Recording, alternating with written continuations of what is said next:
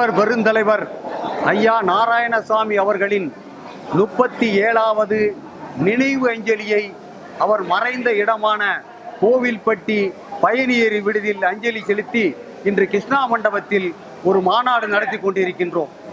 இந்த விழாவில்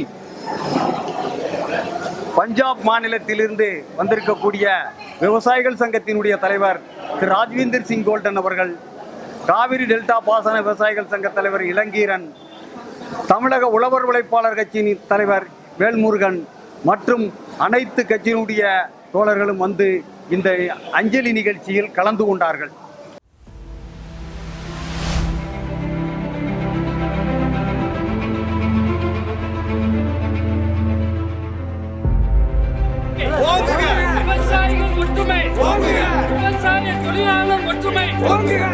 அஞ்சலி செலுத்துகிறோம், அஞ்சலி செலுத்துகிறோம். விவசாயிகளின் விடுவெள்ளி வெல்லட்டும், வெல்லட்டும், வெல்லட்டும். நாராயணசாமி நாயுடு புகழ் ஓங்கட்டும்.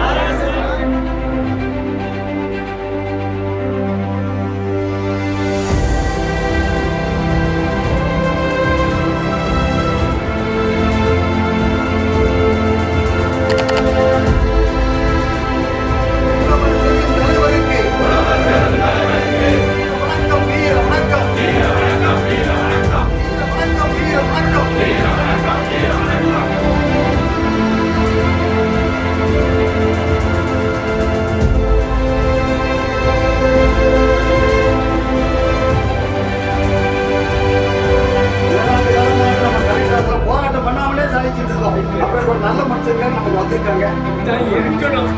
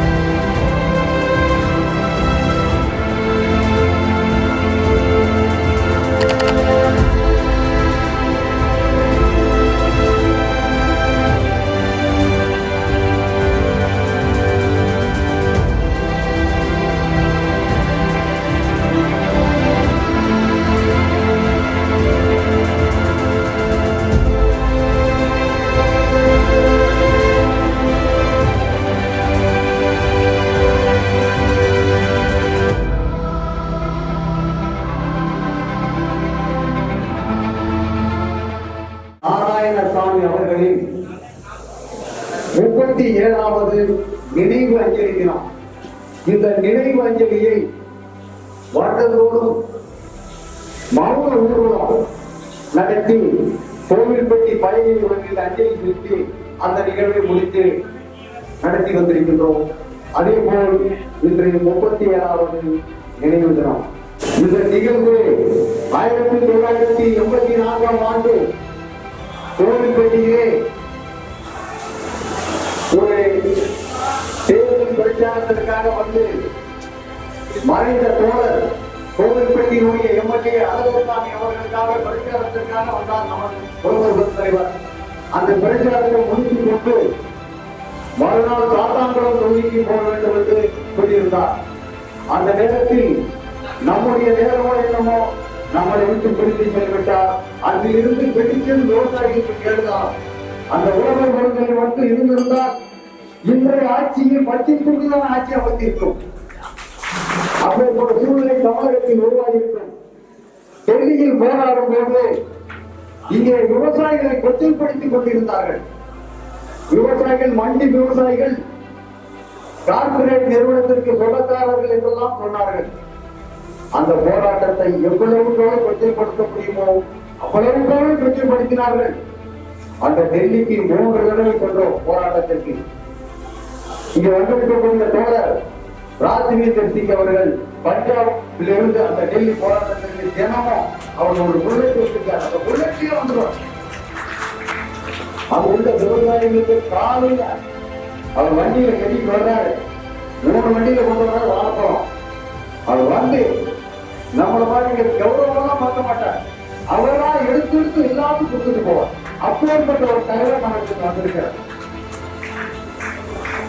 அப்பேற்பட்ட ஒரு சூழ்நிலையில் டெல்லி போராட்டம் உலக நாடுகள் மீதும் அளவுக்கு நடந்து கொண்டிருந்தது. கொச்சைப்படுத்தியவர்கள் எல்லாம் வாயில் மண்ணு விழுந்துவிட்டது. அந்த போராட்டத்தில் யார் எதிர்த்தார்களோ அவரே வாபஸ் பெற்றுக் கொண்டார். 3 வேளாண் சட்டங்கள் ஓராண்டு காலம் போராடிய விவசாயிகளுக்கு ஒரு மாபெரும் வெற்றியை கொடுத்திருக்கின்றது. இது விவசாயிகளுக்கு கிடைத்த நீதி. விவசாயிகள் இந்தியா முழுவதும் ஒரு குரல், ஒரே குரலில் ஜெயித்துவிட்டோம். விவசாயிகள் ஜெயிப்பு கிராமந்தோறும் வெற்றி விழா கொண்டாடப்பட்டுவிட்டது. நாம் ஒற்றுமையாக இருந்தால் இன்றைய ஆட்சியாளர்கள் நம்மிடம் வண்டியிட வேண்டிய சூழ்நிலை வரும். ஒரு சாதாரணமாக ஒரு கிராமத்தை எடுத்துக் கொள்ளுங்கள். சின்ன குக்கிராமமாக இருக்கட்டும், ஒரு 300 விவசாயிகள் இருப்பார்கள். 250 பேர் அந்த விவசாயிகள். 10 பேர் அரசியல் கட்சிகள்.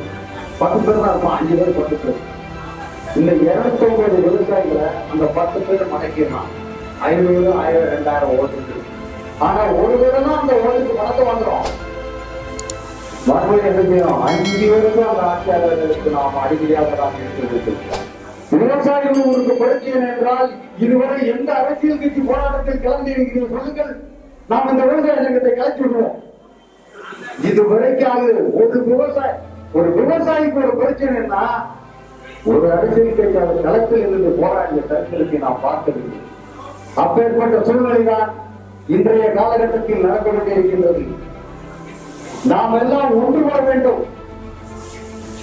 நான் என்ன சொல்றேன், நீங்க எந்த கட்சியா இருந்துக்கோ, அது பிரச்சனையே இல்லை. விவசாயி ஒரு கோரிக்கையை வச்சு விவசாய போராட்டம் அன்னைக்கு எல்லாரும் ஒன்று சேர்க்க நம்ம பிரச்சனை முடிக்கிறோம். ஒன்றுபட்டால் தான் பிரச்சனையை தீர்க்க முடியும். அதுக்காகத்தான் உழவர் பெருந்தலைவர்கள் இந்த பச்சை துண்டை தமிழகத்தில் ஆரம்பித்து உத்தரப்பிரதேசத்திலே அப்போது இன்றைய சங்க தலைவராக ராஜம் நிகாயத் அவருடைய தந்தையார் மகேந்திர சிங் நிகாயத் அவரை அந்த நாட்டுக்கு போய் உழவர் பெருந்தலைவர் கிராமம் தோறும் சென்று இன்னைக்கு எல்லாமே பச்சைத்தூள் கொண்டு இன்னைக்கு 200 இந்த காலகட்டத்தில் விவசாயிகள் 7 தொகுதிகளில் ஒற்றுமையாக நின்று பாராளுமன்ற தேர்தலில் ஒற்றுமையை நிலைநாட்டி இருக்கிறார்கள். ஒரு இயக்கத்தை தோற்கடிக்க வேண்டும் என்ற ஒரே குறிக்கோளோடு இருந்து அதை முடித்து விட்டார்கள். அந்த ஒற்றுமை தமிழகத்திலும் நிலைநிறுத்தப்பட வேண்டும். ஆகையால் இன்றைய உழவர் பெருந்தலைவர் அஞ்சலியில் முக்கியமான கோரிக்கைகள் 3 கோரிக்கைகளை கலெக்டர் மூலியமாக டிஆர்ஓவுக்கு சொல்லியிருந்தோம். டிஆர்ஓ அவர்களும் சில சொல்லியிருக்காங்க. உழவர் பெருந்தலைவருக்கு கோவில்பட்டி பயணியர் விடுதியை அவரது நினைவு இல்லமாக ஆக்க வேண்டும் என்று சட்டமன்றத்தில் தீர்மானம் நிறைவேற்ற வேண்டும். 2வது, மறைந்த எழுத்தாளர் டி. ராமநாராயணன் அவர்களுக்கு கோவில்பட்டி நிறைவேற்றியிருக்கிறார்கள். அது மிக்க மகிழ்ச்சி. அவருடைய சாகித்ய அகாடமி விருது பெற்றவர். அதனை நிறைவேற்றது நாங்களும் பாராட்டு தெரிவிக்கிறோம். அதே போல் கோவில்பட்டி பயணியர் விடுதி நினைவு இல்லமாக்கி அவரது உழவர் பெருந்தவருடைய திருவுருவத்திலேயே இங்கே அமைத்து தருவது முதல்வர்களுக்கு ஏற்க சந்திப்பு கோரிக்கை கொடுத்துள்ளோம். இப்போது விருதுநகர், மதுரை, தூத்துக்குடி இந்த 3 மாவட்டங்களில் பயிர் காப்பீட்டு பிரச்சனை பெரும்பாலாக இருக்கிறது. இப்ப தூத்துக்குடிக்கு 181 கோடி ரூபாய் ஒதுக்கப்பட்டுள்ளதாக கலெக்டர் சொல்லியிருக்கிறார். விருதுநகர் மாவட்டத்திற்கு 51 ரூபாய் ஒதுக்கிட்டாங்க. ஆனா பட்டுவாடா வரல. அதே மாதிரிதான் தூத்துக்குடி. அதாவது ஜனவரி 1ஆம் தேதியிலிருந்து 5ஆம் தேதிக்குள் நாங்கள் இந்த பணத்தை பட்டுவாடா செய்திகளுக்கு உறுதிமொழி கொடுத்திருக்கிறார்கள். அந்த 5ஆம் தேதி வரைக்கும் நாம் பொறுமை கிடைப்போம். இன்னும் எந்த 10 நாள் தான். இந்த 10 நாள் பொறுமையாக இருக்கும். 5ஆம் தேதி விவசாயிகளுக்கு அவருடைய வங்கி கணக்கில் இந்த பணம் ஏறவில்லை என்றால் ஒட்டு மொத்தமாக தெரிந்து சாலை மறியல் 10,000 விவசாயிகள் நடத்துவோம் என்பதை அரசுக்கு எடுத்துக்காட்டுவோம். டெல்லி போராட்டத்தில் 700 விவசாயிகள் இந்த போராட்டத்தில் இந்த வெற்றிக்காக பாடுபட்டு குடியில் சாய்ந்து மறைந்த நமக்காக பாடுபட்டு உயிர் தீர்த்த அந்த விவசாயிகளுக்கு ஒரு நிமிடம் நம் மௌன அஞ்சலி செலுத்தும்படி அனைவரையும் கேட்டுக்கொள்கிறேன்.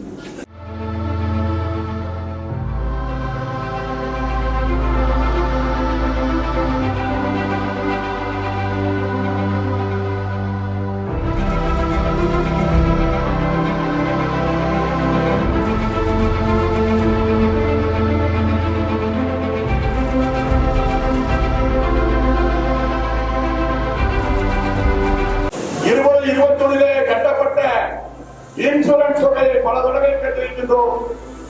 மாவட்ட ஆட்சித்தலைவர்கள் அதிகாரியிடம் கேட்ட போது என்ன சொன்னாங்கன்னா, இந்த வந்துருவியா வருவானம் வராதுல நடக்கிறது, வருவானம் வராது.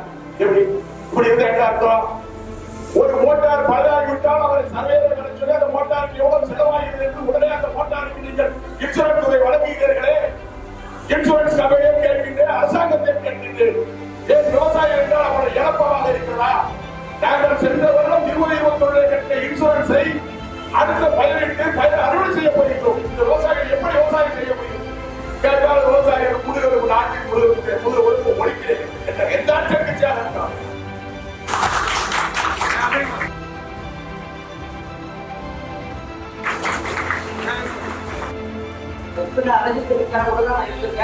ஆனா இவருடைய தொழில நம்ம ஒரு காரியத்தை தோன்றாலும் அந்த காரியத்தை வெற்றிகரமா செய்ய முடியாது.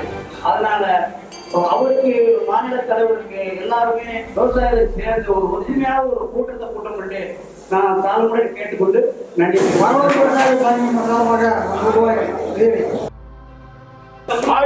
விவசாய சங்கத்தின் சார்பாக 14,000 ரூபாய் 16,500 16,500 கிராமத்துடைய விவசாய சார்பாக 21,000 ரூபாய் நிதி அளிக்கின்றோம். 23,000 ரூபாய் நிதி அளிக்கின்றோம். வடக்குப்பட்டி இளைஞர்கள் விவசாய சங்கத்தின் சார்பாக 20,000 ரூபாய் நிதி அளிக்கின்றார்கள்.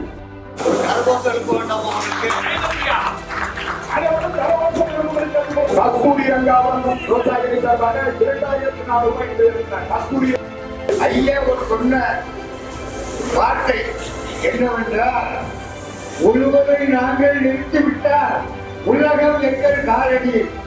அதிகாரிகள் பார்த்து நீங்கள் பழம் சாப்பிட முடியாது, பால் சாப்பிட முடியாது, தோல் சாப்பிட முடியாது. நீங்க வாங்க ரொம்ப தோற்றிருப்பாங்க, அதைத்தான் பிரிச்சு சாப்பிடணும். ஆனா விவசாயிகள் எல்லாரும் தோற்று சாப்பிட முடியாது.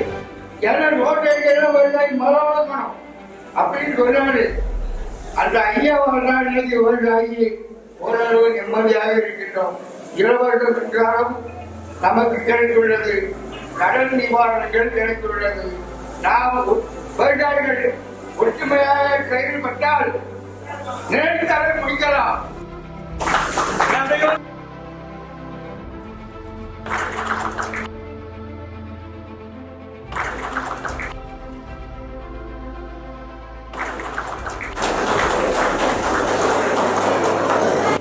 திருநெல்வேலி மாவட்டத்திலிருந்து மாணவர் ஊராட்சி ஒன்றியத்திலிருந்து தமிழ் செல்வம் சார்பாக விவசாயிகள் வந்திருக்கிறேன். இந்த விழாவின் சார்பாக தமிழக அரசுக்கு ஒரு வேண்டுகோள் வைக்கிறேன் விவசாயிகள் மூலமாக.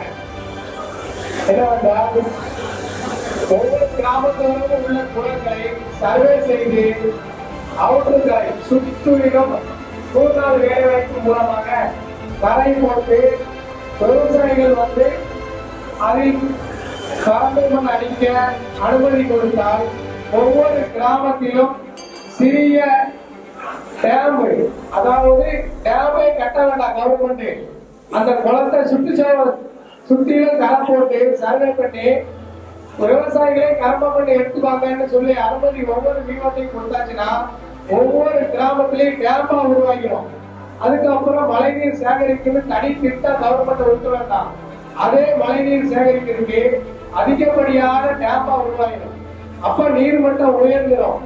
ஒவ்வொரு கிணத்துலையும் நீர்மட்டம் உயர விவசாயிகளுக்கு தண்ணி பிரச்சனை தானாவே தீர்ந்துடும். இதற்கு தனி திட்டம் ஒதுக்கவே தேவையில்லை. இது முன்னாடி இருந்தது, இப்போ இல்லை. அதனாலதான் குளங்களும் ஆக்கிரமிக்கப்பட்டு கவர்மெண்ட் இருக்காம குளங்களுக்கு ஊட்டு போயிட்டு வருது. இதனாலதான் தண்ணி தேங்காம ஊருக்குள்ள நிறைய பிரச்சனைகள். இதை கவர்மெண்ட் செய்ய இந்த விழாவின் சார்பாக வேண்டுகோள் வைக்கிறேன். வணக்கம். திரு ராமர் அவர்களுக்கு உங்கள் சார்பாக விவசாயிகள் சார்பாக இந்த பொன்னாடை இருக்கிறது.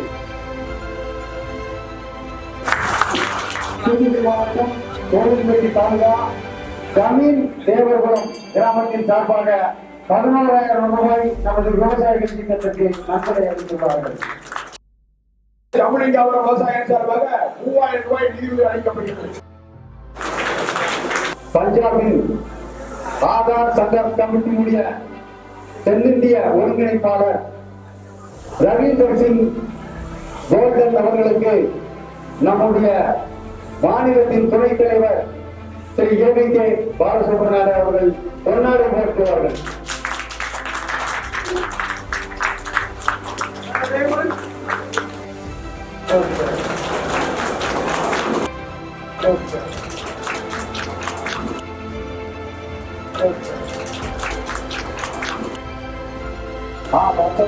கிராமத்தின் சார்பாக 1,300 ரூபாய் நன்றி.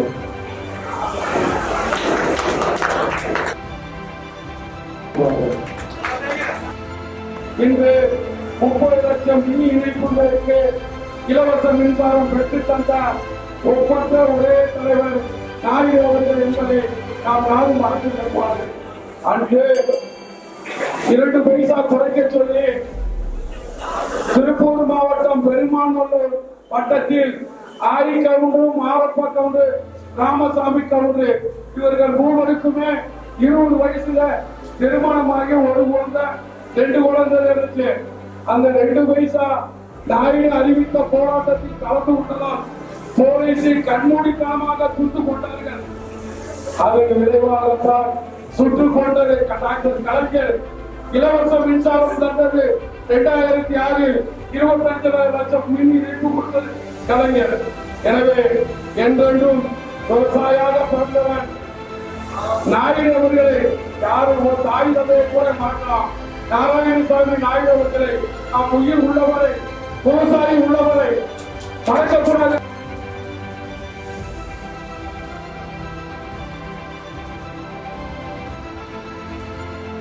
உழவர் உழைப்பாளர் கட்சி என்று சொல்லக்கூடிய அந்த கட்சி விவசாயிகளுக்காக தோற்றுவிக்கப்பட்ட கட்சி. காரணம் என்ன தெரியுமா?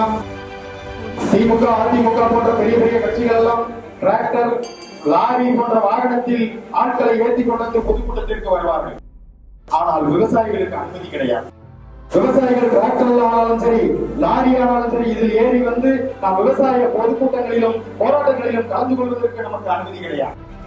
ஆகவேதான் நாமும் ஒரு கட்சியை தோற்றுவிக்க வேண்டும், விவசாயிகளும் ஒரு கட்சியை தோற்றுவிக்க வேண்டும் என்ற எண்ணத்தோடு ஐயா நாராயணசாமி நாயுடு அவர்களுடைய ஆதரவின் பெயரில் உழவர் உழைப்பாளர் கட்சி அன்று தோற்றுவிக்கப்பட்டது 1982 என்று நினைக்கிறேன். அதை தழுவி ஐயா நாராயணசாமி அவர்கள் எந்த அரசியல் கட்சியும் சாராதவர். எத்தனையோ வாய்ப்புகள் வந்தது. எம்ஜிஆர் அவர்கள் வீடு தேடி வந்தார், கலைஞர் அவர்கள் வந்தார், இந்திரா காந்தி அம்மா தொலைபேசி மூலமாக தொடர்பு கொண்டார். கேட்டி கோசல்ராம் என்று சொல்லக்கூடிய மத்திய அமைச்சரவையில் இருக்கக்கூடிய அவரை அனுப்பி பார்த்து பேச சொன்ன வாய்ப்பு கேட்டார், வாய்ப்புகள் கொடுத்தார்கள். ஆனால் நான் ஒருபோதும் விவசாயிகளை விட்டு நான் வரமாட்டேன், எனக்கு எந்த அரசியல் கட்சியும் எனக்கு தேவையில்லை, நான் கொண்ட கொள்கையோடு கடைசி வரை இருந்து மூச்சு வரை நான் விவசாயியாக இருப்பேன் என்று சொன்னார். ராக்வீந்தர் சிங் தோழர் ராக்வீந்தர் சிங் அவர்களுக்கு பொன்னாடை வழங்குவார்கள்.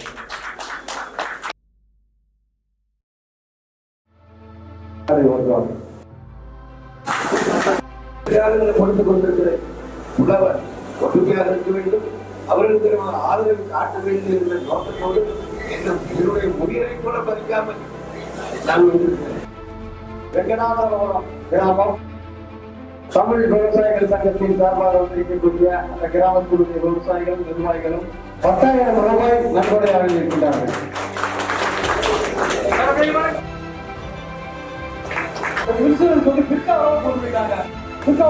பஞ்சாயத்து அது என்ன ஈடுபடுறோ அதை தான் கொடுத்தாங்க. எல்லா மாவட்டமும் அப்படியே இருக்குன்னு நினைச்சேன். ஒரு ஊர்ல மழை பெய்யும், எங்க ஊர்ல போனா காஞ்சே போச்சு. எல்லா அதை கணக்கு பண்ணா இருந்து இருப்பான். காஞ்சி வந்து கிடைக்காது. இது தமிழ்நாடு முன்னாடி சொல்லி முன்னாடி இருந்துச்சு. 1,00,000 அளவுலாம் இந்த கணக்கு வந்துருந்தாங்க. இந்த பிரிச்சாவளம் கொண்டு போயிட்டாங்க. இந்த மாவட்டம் இது கவலை நம்முடைய தோழர் ராக்வீந்தர் சிங் அவர்களுக்கு பொன்னாடை போட்டுவார்கள்.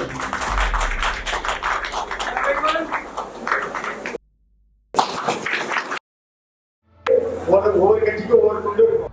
அதே மாதிரி விவசாயினா பச்சை துண்டு போடுறது நமக்கு வழிகாட்டியாக இருந்த ஐயாவுடைய இந்த நினைவினால் தமிழகத்தில் இலவச மின்சார திட்டத்தை பல்வேறு போராட்டத்திற்கு இடையில் பெற்று தந்தாரோ அந்த ஒற்றுமை எவ்வாறு உலகிற்கே வழிகாட்டியாக நாயுடு அவர்கள் இருந்தாரோ அதே போன்ற ஒரு சித்தாந்த அடிப்படையில் டெல்லியிலே இருக்கின்ற அனைத்து மாநில விவசாயிகள் போராளிகளும் கூட குறிப்பிட்டு சொல்லும்படியான ஒரு 4-5 மாநில விவசாயிகளுடைய அந்த போராட்ட குணத்தால் இந்தியாவே மோடியை பார்த்து பயந்தாங்க மோடி இப்பொழுது விவசாயிகளை பார்த்து அரசாங்கம் பயன்படுகிறது என்பதை காட்டியிருக்கிறோம். அதே போன்றுதான் தமிழகத்தில் இருக்கிற விவசாயிகள் நாம சொல்ற மாதிரி தான் நான் சொல்றேன். நீங்க எந்த கட்சியில வேணாலும் இருக்க, விவசாயி தான் ஒன்று விடுவோம், போராட்டம் முன்னெடுப்போம், வெற்றி பெறுவோம். ஆதாரங்களை எந்த அடிப்படையிலே கொடுக்கப்பட வேண்டும், விவசாயிகளுடைய வாழ்வாதாரம் மேம்படுத்துவதற்காக பல்வேறு அறிஞர்கள் திட்டமிட்டு கூட்டம் நடத்தி கொண்டு வரக்கூடிய காலகட்டத்திலேதான் இங்கே இந்த நிகழ்வு நடந்து கொண்டிருக்கின்றது. அன்பிற்குரிய விவசாயிகளே, வரலாறு மாறி வருகின்றது. விவசாயம் என்பது இன்று ஒரு கேள்விக்குறியாக மாறி வருகிறது. அதே நேரத்திலே இந்திய விவசாயம் அழிவை நோக்கி செல்லுவதையானால் இந்திய தேசமே தத்தளிக்கக்கூடிய ஒரு நெருக்கடி நமக்கு முன்னால் இருக்கிறது. நாங்கள் எல்லாம் டெல்லிக்கு போராட சென்றோம். ஏன் தெரியுமா? அகில இந்திய அளவில் வளர்ந்த விவசாயிகள் ஒற்றுமையோடு போராடி கொண்டிருக்கிறோம். ஆனால் தமிழ்நாட்டில் விவசாயிகள் டெல்லிக்கு சென்று போராடி நாங்கள் திகார் போக வேண்டும் என்று ஐநா சபைக்கு போராட்டம் நடந்தோம்.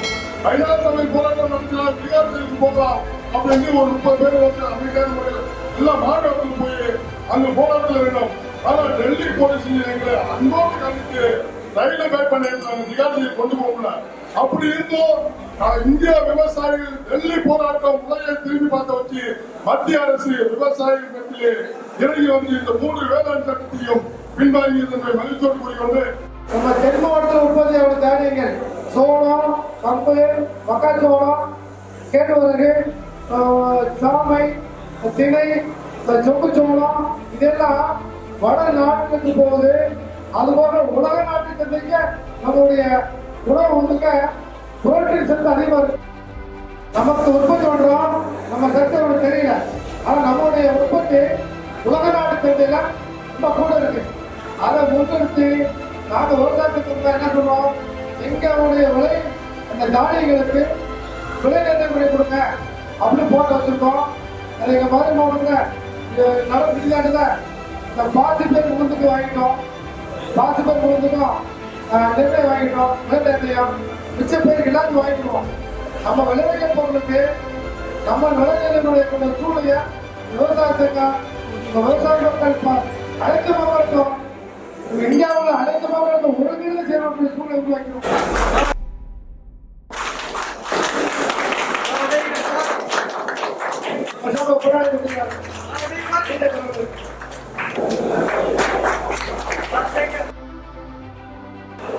எனக்கு 12 வயது. இன்னைக்கு எல்லாம் கரண்ட் இருக்கு. அப்ப கரண்ட் தான் கிடைக்காது. நம்ம மம்பட்டியோட தோட்டத்துல போய் நிற்போம். பாத்துக்கிட்டு போறதுக்குள்ள கரண்ட் நின்றோம். அங்க கரண்ட் ஒழுங்கா கொடுக்கணுங்கிற போராட்டத்துல நான் 12 வயசுல என்னைய போலீஸ் கைது பண்ணல. நான் சிறு வயதுங்கிறவனால கைது பண்ணல. ரோட்ல பார்த்துட்டேன். 1 மணி நேரம் போராட்டம்.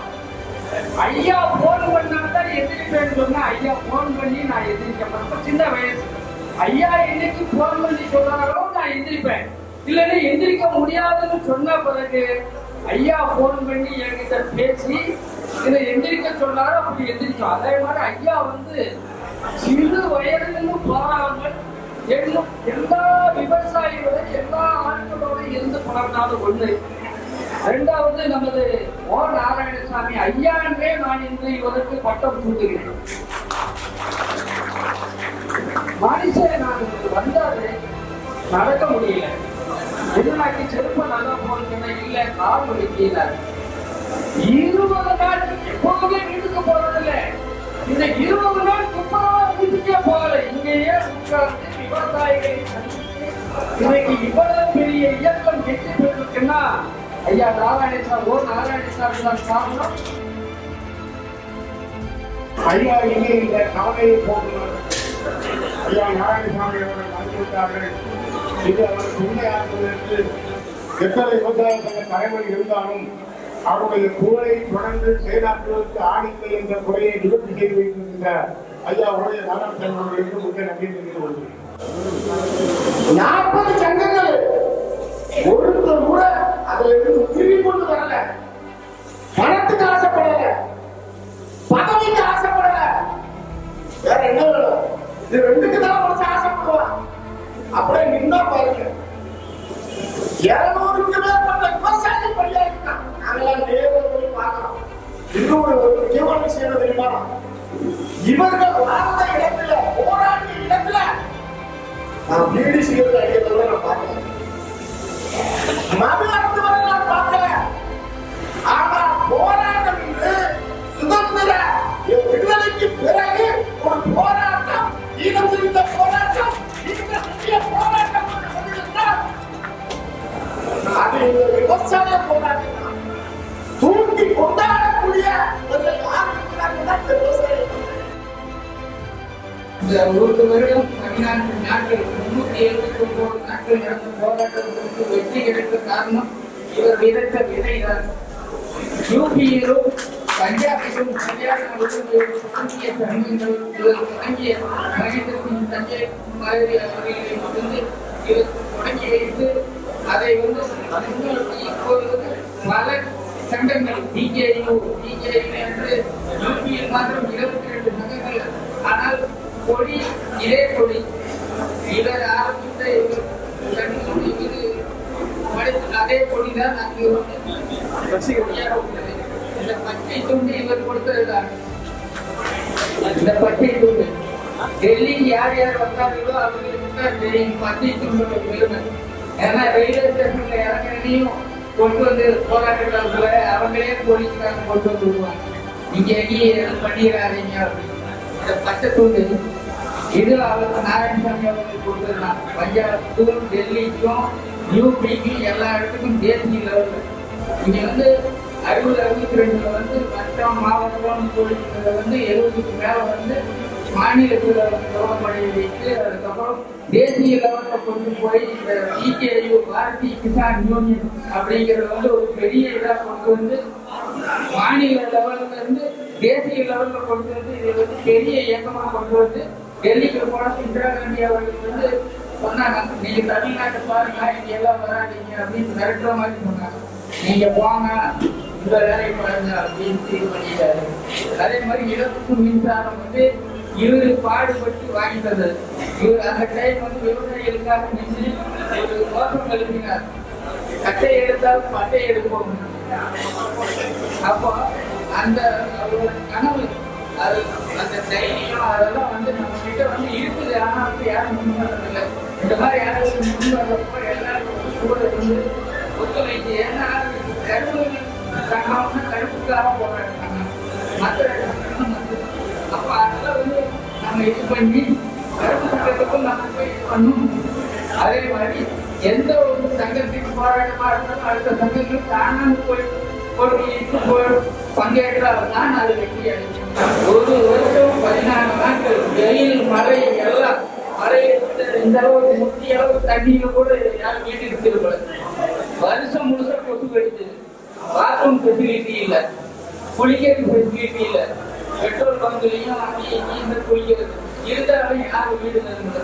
இந்த சோதனை மீடியா அவங்க எல்லாம் வந்து தப்பா காட்டிட்டு இருந்தாங்க. இருந்தாலும் என்னை வந்து கட்டி நீங்க டிவி அவர் வந்து பேட்டி இருந்தப்போ அவர் காட்டினப்போ அதுக்கப்புறம் மற்ற தொழிற்கட்சிகள் வந்து தமிழ் இருக்கிறது அப்படின்னு காட்டுங்க. அந்த நிலைப்பாடுகள் சொன்ன காட்டி இங்கே அதை பற்றி தெரிஞ்சது இந்த போராட்டம். இல்லைன்னா இவங்க வந்து தீவிரவாதியா இவங்க வெளிநாட்டிலிருந்து காசு கொடுக்குறாங்க, மற்ற கட்சிக்காரங்க காசு கொடுக்குறாங்க, அவங்க வந்து நிறைய இதெல்லாம் வந்து தமிழ்நாட்டுக்கு தெரிஞ்சதுக்கப்புறம் இங்கிருந்து பழைய இடத்துல வந்து நாங்கள் வந்து எங்களுக்கு ஆதரவு கொடுத்து மாசத்துக்கு ஒரு தடவை மாசத்துக்கு ஒரு தடவை தூத்துக்குடியில் வந்திருக்காங்க. 23 வந்திருக்காரு. இப்ப இருக்கிற எல்லாருமே இவரு வந்திருக்காரு. எல்லாருமே வந்து ஆதரவு தெரிவிச்சாங்க. அங்க இருந்து கூட 2 தண்ணி இருந்து அங்க இருக்கிற நிலைப்பாடுகள் எல்லாமே எங்களுக்கு தெரியும். இனி வந்து போராட்டங்கள் இங்க வந்து காசு வசூலிச்சாங்க, அது வந்து கட்டாயம் வேண்டும். ஏன்னா எனக்கு ஒரு நண்பர் சொன்னாரு, வயிறும் பாக்கெட்டும் காலியா இருந்தா போராட்டம் பண்ண முடியாது. அப்ப இதை அறிஞ்சிருந்தா தான் போராட்டம் ஜெயிக்கும். அந்த நண்பர் எழுதுறாங்க. எனக்கு வந்து அங்க பண்ணி கொடுத்தாரு. அப்ப நான் பண்ணெல்லாம் வேணாங்க, ஆறு ஜாஸ்தியை கூட்டிக்குவாங்க அப்படின்னு. அப்ப இவர் சொன்னாரு, 6 மாசம் ஆயிடுச்சுன்னா காசு இல்லாம போராட்டம் வயிறு பாக்கெட்டும் காலியாது. இந்த அஞ்சலி நிகழ்வில் உழவர் பெருந்தலைவர் மறைந்த இடமான கோவில்பட்டி பயணியர் விடுதியை அவரது பெயரில் நினைவு இல்லமாக்கி அந்த இடத்தில் அவரது திருவுருவச் சிலை தமிழக அரசு நிறுவ வேண்டும் என்றும் அந்த சிலை நிறுவுவதற்கு வருகின்ற 5ஆம் தேதி நடைபெற உள்ள சட்டமன்றத்தில் தீர்மானம் நிறைவேற்ற வேண்டும் தமிழக அரசு என்று தமிழக முதலமைச்சருக்கு இந்த அஞ்சலி நிகழ்ச்சியின் மூலமாக வேண்டுகோள் தமிழ் விவசாயிகள் சங்கத்தின் சார்பிலும் கூட்டமைப்பின் சார்பிலும் வேண்டுகோள் விடுக்கப்பட்டுள்ளது.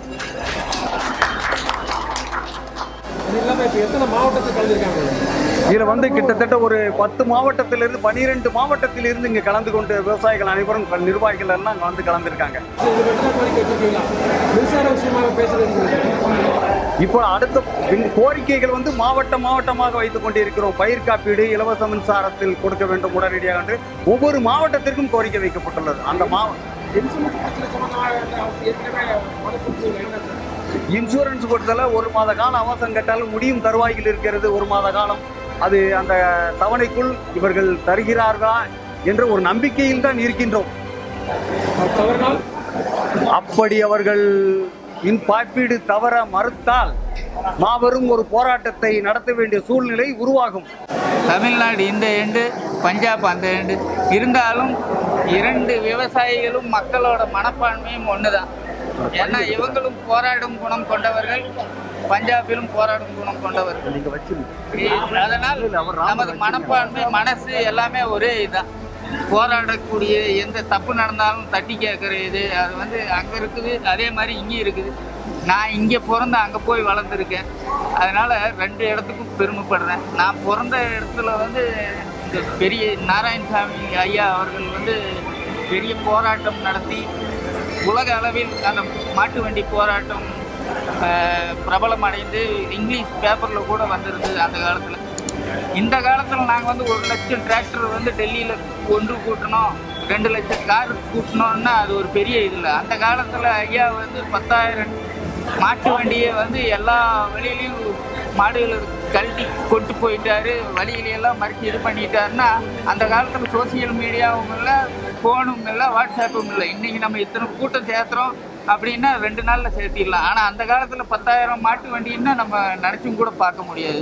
இன்றைக்கி 2 லட்சம் டிராக்டருங்கிறது வந்து நம்ம பெரிய இதாக நினைக்கிறோம். ஆனால் அது வந்து அந்த 10,000 மாட்டு வண்டி வந்து நான் பெருசாக நினைக்கிறேன். ஏன்னா அந்த ஒரு இதாக ஸ்பிரிட்டு தான் நம்மளை வந்து முன்னுக்கு வர வைக்கிது.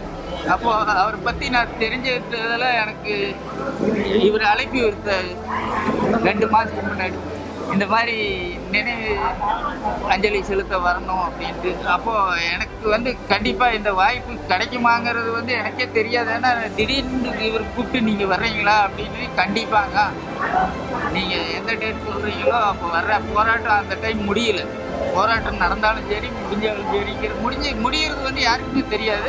நான் கண்டிப்பாக வரேங்க, போராட்ட கவுத்தில் தான் இருப்பேன், நான் வந்துடுறேன். அதனால இந்த இதில் வந்து கண்டிப்பாக கலந்துக்கிறேன்னு சொல்லி இவர்கிட்ட வாக்குறுதி அளிச்சிருந்தேன். அதே போல் அந்த இவர்கள் தொடங்கி வைத்த பிகேயு பாரதிய கிசான் யூனியன்லேருந்து இந்த சயுக்த் கிசான் மோர்ச்சாவில் மெம்பர்கள் எல்லாரும் உள்ளார்கள். தமிழ்நாட்டிலிருந்தும் போய் போராடுகிறார்கள். இவர் பயிரிட்டு இவர் வந்து விதைச்ச அந்த யூனியன்கள் வந்து அங்கிருந்தே போராடுது. அப்போ அதெல்லாம் வந்து ஒன்றுபட்டு இந்த ஒரு வருஷம் 14 நாள் 379 நாள் போராட்டத்தை வந்து வெற்றியாக வந்து கொண்டு வந்து முடிச்சது. அப்போ வந்து இதை வந்து இவருக்கும் வந்து அஞ்சலி செலுத்தி மரியாதை செலுத்தி நான் அந்த வெற்றியை கொண்டாட விரும்பினேன். இவருக்கு அந்த அதனால அஞ்சலி மூலியமா இந்த வெற்றியை வந்து அவருக்கு அர்ப்பணிக்கிறது.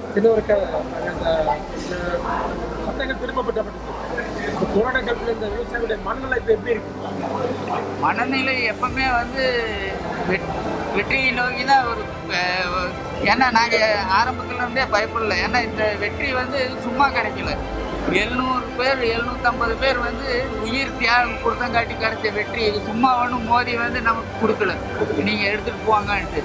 இவர் யூஎன் மீட்டிங் போனார் வெளிநாட்டில், அமெரிக்காவில். அந்த இடத்துல வந்து சீக்கியர்கள், தமிழர்கள், வெளிநாட்டில் இருக்கிற அவங்க வந்து யூஎன்ஐக்கு வெளியே வந்து இவர் கோ மோடின்ட்டு வந்து அவங்க வந்து கோஷமிட்டதுனால வெளிநாட்டில் கூட என்னால் வந்து ஒரு மீட்டிங் அட்டன் பண்ண முடியல. அப்படிங்கிறதுல அங்கே யூஎன்ஓக்காரங்க கேட்டாங்க, என்ன ஆச்சுங்க வெளியே அப்படின்னு. இந்த மாதிரி மோடிக்கு எதிர்ப்பு தெரிவிக்கிறாங்க அப்படின்னு. 13 நாடுகளோட வந்து அந்த கலந்துக்கிட்ட வந்தவங்க வந்து இவரை எதிர்த்து வெளியே போயிட்டாங்க. அப்போது அவர் இங்கே வந்து பார்த்ததில் யூபியில் வந்து 200 சீட்டும் கூட வரமாட்டேங்குது. அப்போது வெளிநாட்டிலையும் வந்து மெஜாரிட்டி போச்சு, மதிப்பில்லை. உள்நாட்டிலையும் தோத்துட்டோம்னா எல்லாம் போச்சு. அப்போ அந்த ஒரு பயத்தில் வந்து அவர் வந்து வழியை வந்து நம்மக்கிட்ட மன்னிப்பு கேட்டு, விவசாயிகிட்ட மன்னிப்பு கேட்டு இந்த சட்டங்களை வாபஸ் வாங்கினார். அதனால் இந்த வெற்றியை வந்து இந்த இனி ஒரு 50-60 வருஷத்துக்கு வந்து விவசாயிகள் மேலே எந்த திணிப்பும் ஏற்படாது.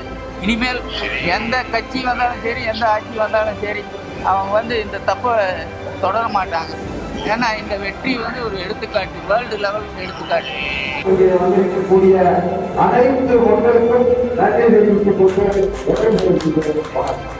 இந்த வீடியோ உங்களுக்கு பிடிச்சிருந்தா லைக் பண்ணுங்க, ஷேர் பண்ணுங்க, சப்ஸ்கிரைப் பண்ணுங்க.